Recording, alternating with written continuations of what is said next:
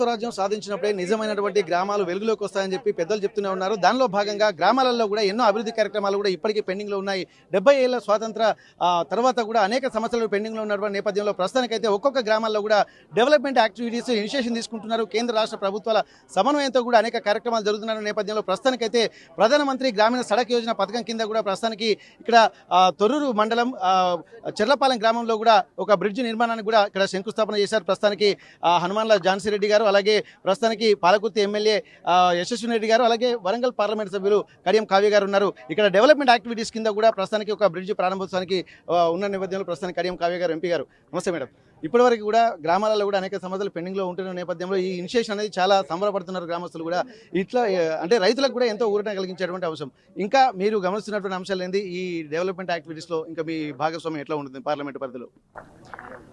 ఒకటి ఏంటంటే గత ప్రభుత్వము ఎప్పుడు కూడా కేంద్ర ప్రభుత్వం నుంచి సాయం తీసుకోలేదు. దానివల్ల మనకి ఏదైతే కేంద్రం నుంచి రావాల్సిన నిధులు కానీ, లేకపోతే అభివృద్ధి పన్నులు కానీ, లేకపోతే స్కీమ్స్ అన్నీ కూడా ఫుల్ ఫ్లెడ్జ్డ్గా మనకి రాలేదు తెలంగాణకి. కానీ మన సీఎం రేవంత్ రెడ్డి గారు ఏదైనా కూడా మన రాష్ట్రానికి రావాల్సింది ఖచ్చితంగా ఆయా మినిస్టర్లని కలవడము, వారిని కోరడము, పదే వెళ్ళి విజ్ఞప్తి చేయడము, ఎంపీలందరినీ కూడా తీసుకొని వెళ్ళి మా అన్నీ కూడా ఇవ్వండి ఫుల్ ఫ్లెడ్జ్డ్గా, మేము కూడా సపోర్ట్ చేస్తాం. ఎందుకంటే మా 60-40% కొన్ని స్కీమ్స్ ఉంటాయి, డెవలప్మెంట్ యాక్టివిటీస్ కూడా అదే విధంగా ఉంటాయి, కొన్ని పూర్తిగా సెంట్రల్ గవర్నమెంట్ నుంచి వచ్చేటివి ఉంటాయి. అవన్నీ కూడా ఒక మంచి మన సీఎం గారంటే కూడా అక్కడ అందరికీ కూడా చాలా మంచి అభిప్రాయము.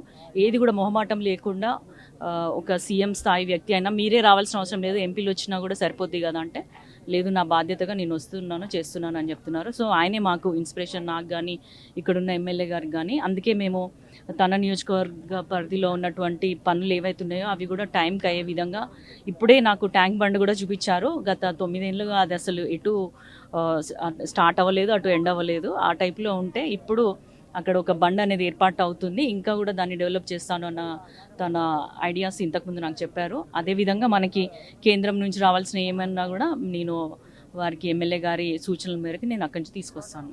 ఓకే మేడం, ఇప్పుడు పార్లమెంట్ పరిధిలో మీరు ప్రతి 7 నియోజకవర్గాల్లో తిరుగుతున్నటువంటి పరిస్థితి, మేజర్ సమస్యలు ఎక్కడెక్కడ గుర్తించారు? ఎందుకంటే ఇప్పుడు చెర్లపాలెం గ్రామాన్ని కూడా యశస్విని రెడ్డి గారు దత్తత తీసుకున్నటువంటి పరిస్థితి.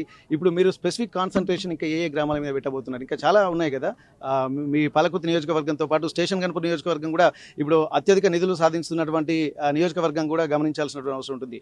కడియం శ్రేయర్ గారు కూడా ఈ మధ్యకాలంలో చెప్పారు 1400 కోట్ల నిధులను కూడా సాధించుకున్నటువంటి వ్యవస్థ తమకు ఉందనేటువంటి కాన్ఫిడెంట్ వ్యక్తం చేస్తున్నారు. ఇంకా మీ నియోజకవర్గాల్లో దీని మీద కాన్సన్ట్రేషన్ పెడుతున్నారు పార్లమెంట్ పరిధిలో? మనకి అసలు వరంగల్కి సంబంధించి ఎన్నో ఒక 30-40 ఏళ్ళ ప్రాజెక్ట్స్ ఆగిపోయి ఉన్నాయి. అవి మన కళ్ళలాగా ఎయిర్పోర్ట్ కానీ, తర్వాత నిన్న కూడా కోచ్ ఫ్యాక్టరీకి వెళ్ళడం జరిగింది, మెగా టెక్స్టైల్ పార్క్. ఇక్కడ ఏంటంటే అంత పెద్ద ప్రాజెక్ట్స్ రావడం వలన చాలామందికి ఉపాధి దొరుకుతుంది.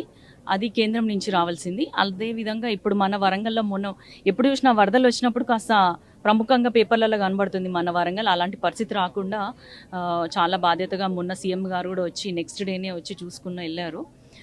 దానికి 12 కోట్ల నిధులు కూడా ఇవ్వడం జరిగింది. సో మా main target under ground drainage system, అదేవిధంగా మన స్కూల్స్, హెల్త్, హాస్పిటల్స్, సిహెచ్సిలు కానీ, లేకపోతే ప్రభుత్వ పాఠశాలలు, వీటన్నిటిపైన, తర్వాత రైతుల గురించి అందరం కూడా ఒక టీం వర్క్గా పనిచేస్తున్నాము. ఏది కావాలన్నా కూడా అంతకుముందు సీఎం గారు, పాత సీఎం గారు ఎప్పుడు అపాయింట్మెంట్ కూడా ఇచ్చేటోళ్ళు కాదు.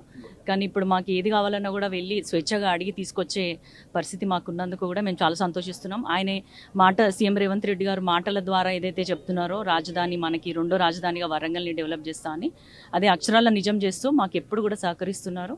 కాబట్టి ఆయనకి మేమందరం కూడా కృతజ్ఞతలు తెలియజేసుకుంటున్నాం. Okay, thank you madam.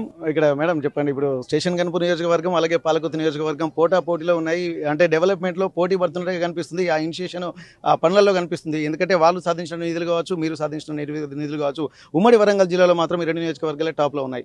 మీరు ఏ సమస్యలు, ఎందుకంటే మొదటిసారి ఎమ్మెల్యేగా గెలిచిన తర్వాత ప్రజల సమస్యల్ని ఏ విధంగా అవలోకనం చేసుకుంటున్నారు? ఎన్నో సమస్యలు వస్తున్నటువంటి నేపథ్యంలో వాటిని ఎట్లా లీడ్ చేస్తుంటారు? మేజర్ కాన్సన్ట్రేషన్ మీరు ఈ రాబోయే రోజుల్లో ఏమేమి పెట్టబోతున్నారు? మేము అంటే గెలవక ముందు ప్రచారంకి వెళ్ళినప్పుడు ఏవేవైతే అంశాలు గమనించినామో అవన్నీ కూడా మేము ఒక మేనిఫెస్టోగా తయారు చేసుకోవడం జరిగింది. దాంట్లో ఇప్పటికే ఒక 2 పెద్దవి కూడా ఆల్రెడీ సాధించినాం.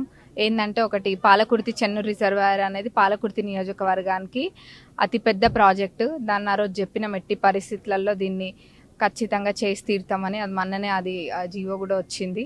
అతి త్వరగా పనులు ప్రారంభమై అది 2 ఏళ్లలో పనులు అన్ని పూర్తి చేస్తాం. ఇక్కడ ఏంటంటే తొర్రూరులో ఇందాక అక్క కూడా చెప్పినారు, ఎంపీ గారు కూడా చెప్పినారు, ట్యాంక్ బండ్ చూపించినాం ఇప్పుడే.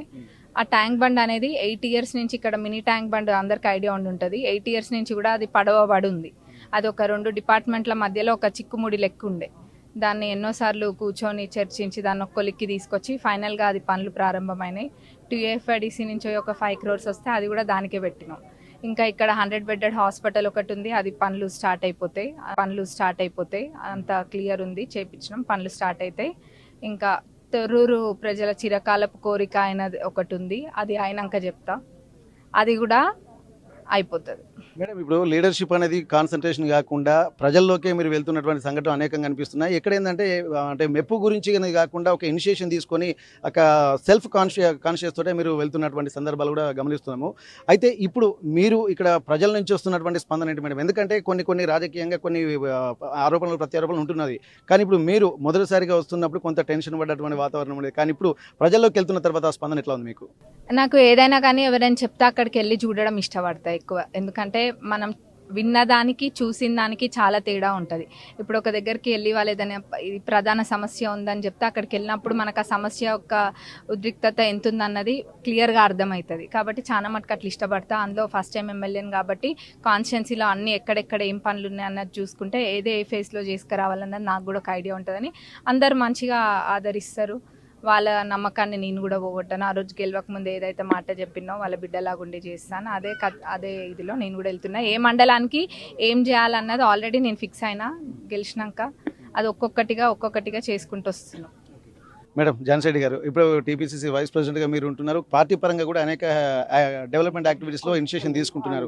ఎట్లా ఉంది మేడం స్పందన? ఎట్లా ఉంది పార్టీ పరంగా చూస్తుంటే? ఇక్కడ డెవలప్మెంట్ యాక్టివిటీస్ కూడా మీరు ఇనిషియేషన్ తీసుకుంటే ఎట్లా అనిపిస్తుంది మీకు? చాలా బాగుందండి. మొన్ననే మీరు చూస్తుంటారు జూబ్లీ హిల్స్ బై ఎలక్షన్స్లో ఎంత పెద్ద మెజారిటీ, బై ఎలక్షన్స్ అయినా కానీ అంత టఫ్ ఉన్నా కానీ ఎంత పెద్ద మెజారిటీ వచ్చిందో, ఎంత పెద్ద మెజారిటీ తోటి మన నవీన్ యాదవ్ గారు గెలిచారో కూడా చూస్తున్నారు. సో అదేవిధంగా ఆ స్పందన, కాంగ్రెస్ స్పందన అనేది ప్రజల్లో పోలేదు. ఓటర్స్ ఎప్పుడు కూడా లోయల్గా కాంగ్రెస్ పార్టీకి ఉన్నారు. అదేవిధంగా ఇప్పుడు మన పాలకుర్తి నియోజకవర్గంలో కూడా ఓటర్స్ అదే స్పందనతో ఉన్నారు. తప్పకుండా రేపు లోకల్ బాడీ ఎలక్షన్స్ కూడా గెలుపు కాంగ్రెస్ పార్టీ గారిదే. మరి ముఖ్యంగా ఇప్పుడు ఈరోజు ఎంపీ గారు మనకి చెల్లపాలెం రావటం చాలా సంతోషంగా ఉంది. మరి అందుట్లో ముఖ్యంగా మన ఎంపీ గారు ఫండింగ్ కూడా ఫస్ట్ చెల్లపాలానికి, పాలకుర్తి నియోజకవర్గంలో చెల్లపాలానికి ఇవ్వడం చాలా సంతోషంగా ఉంది. ఐ థింక్ చెల్లపాలెం ప్రజలందరూ కూడా లక్కీ పీపుల్. ఎందుకంటే ఎంపీ గారి ఫండింగ్ కూడా ఇక్కడికి వచ్చి ఈరోజు మరి ఇక్కడ 3 bridges, మరి ఇంకొక దగ్గర 3 bridges కూడా ఈరోజు మన గ్రౌండ్ బ్రేకింగ్ సెరమనీ చేయడం జరిగింది. సో థ్యాంక్ యూ ఎంపీ గారికి, మన చెల్లపాలెం ప్రజల తరపున, అందరి తరపున థ్యాంక్ యూ. మేడం, ఇప్పుడు పాలకుర్తి నియోజకవర్గానికి మీరు వచ్చిన తర్వాత అనేక బాధరిష్టాలను ఎదుర్కొంటున్నారు. ఇప్పుడు మీరు కొద్దిగా ఇనిషియేషన్ తీసుకొని ఇక్కడ కొన్ని అంటే పార్టీ పరంగా కూడా మీకు ఒక స్పెసిఫిక్గా గుర్తింపు తెచ్చుకుంటున్నటువంటి పరిస్థితి. రేపు జనగామ డీసీసీ బరిలో కూడా ఉంటున్నట్టుగా మాకు సమాచారం అందింది. మేడం, ఆ కాన్ఫిడెంట్ ఎట్లా ఉంది? అసలు ఏ ప్రాతిపదికన మీరు కాన్ఫిడెంట్గా వ్యక్తం చేస్తున్నారు? అంటే అదంతా కూడా అధిష్టానం, వాట్ ఎవర్ అధిష్టానం డిసైడ్స్. సో అక్కడికి ఎప్పుడు కూడా నా సర్వీసెస్ ఎక్కడ అవసరం ఉన్నా నేను తప్పకుండా చేస్తా అని చెప్పాను. ఎందుకంటే ఐ బిలీవ్ ఇన్ పార్టీ పరంగా, పార్టీకి అనుకూలంగా, పార్టీ అధిష్టానానికి అనుకూలంగా నేను ఎప్పుడు కూడా ఎక్కడ సేవగాలన్నా పోతాను. Thank you madam. ఇక్కడ ప్రస్తుతానికైతే వరంగల్ పార్లమెంట్ పరిధిలో ఉన్నటువంటి 7 అనేక డెవలప్మెంట్ యాక్టివిటీస్ కూడా జరుగుతున్నాయని చెప్పి అంటున్నారు. ఇప్పటికీ ఇక్కడ పాలకుర్తి నియోజకవర్గానికి సంబంధించి కూడా ఇక్కడ ఒక బ్రిడ్జిని కూడా ఇక్కడ ప్రధానమంత్రి గ్రామీణ సడక్ యోజన పథకం కింద కూడా నిర్మించబోతున్నారు. దానికి సంబంధించి 4 కోట్ల రూపాయల నిధులు కేటాయించారు. ఇవన్నిటిని చూస్తుంటే వరంగల్ పార్లమెంట్ పరిధిలో అంటే ఎంపీ కడియం కావ్య గారు కూడా ఇక్కడికి వచ్చి ప్రత్యేకంగా చొరవ తీసుకుని ఇనిషియేషన్ తీసుకున్నటువంటి సందర్భం. ఇవన్నిటిని దృష్టిలో పెట్టుకుంటే మాత్రం రాబోయే రోజుల్లో కూడా పాలకుర్తి నియోజకవర్గానికి కూడా మరింత శ్రద్ధ పెట్టాల్సినటువంటి అవసరం కూడా కనిపిస్తుంది. దానికి సంబంధించి కూడా ప్రత్యేక చొరవ తీసుకోవడము, అలాగే ఎమ్మెల్యే యశస్వి రెడ్డి గారు కూడా పక్క నియోజకవర్గాలతో పోటీ పడి తమ నియోజకవర్గాన్ని డెవలప్మెంట్ చేయాలన్నటువంటి ఒక కాన్సన్ట్రేషన్ అయితే పెడుతున్నట్టుగా స్పష్టంగా చెప్తున్నారు. ఆ కాన్ఫిడెంట్ అయితే వ్యక్తం చేస్తున్నటువంటి పరిస్థితి. ఏదేమైనప్పటికీ కూడా గ్రామాలు నిజంగా అన్ని అభివృద్ధి పార్టీలు ఏవైనా సరే రాజకీయాలకు అతీతంగా గ్రామాలను డెవలప్ చేసినప్పుడే నిజమైన నాయకత్వంగా అక్కడ ప్రజలు కూడా గమనిస్తూ ఉంటారు. అట్లాంటి వాళ్ళనే ప్రజలు ఆదరిస్తారనేటువంటి ఒక ధీమా మాత్రం ఇక్కడ వరంగల్ ఎంపీ కడియం కావ్య గారు, అలాగే పాలకుర్తి ఎమ్మెల్యే యశస్వి రెడ్డి, అలాగే TPCC vice president Jhansi Reddy గారు చెప్తున్నటువంటి పరిస్థితి. మహబూబాబాద్ జిల్లా తొర్రూరు మండలం చెర్లపాలెం గ్రామం నుండి కెమెరా పర్సన్ వంశీతో వెంకటరత్నం, RTV వరంగల్. చరిత్ర సృష్టించినోడు ఇప్పుడు ఆ చరిత్రని తిరగరాయబోతున్నాడు. అబద్ధాల గోడల్ని బద్దల కొట్టి నిజాలను రాగా మీ ముందుంచబోతున్నాడు. నిజమైన వార్తల కోసం వెంటనే డౌన్లోడ్ చేసుకోండి రా యాప్ని.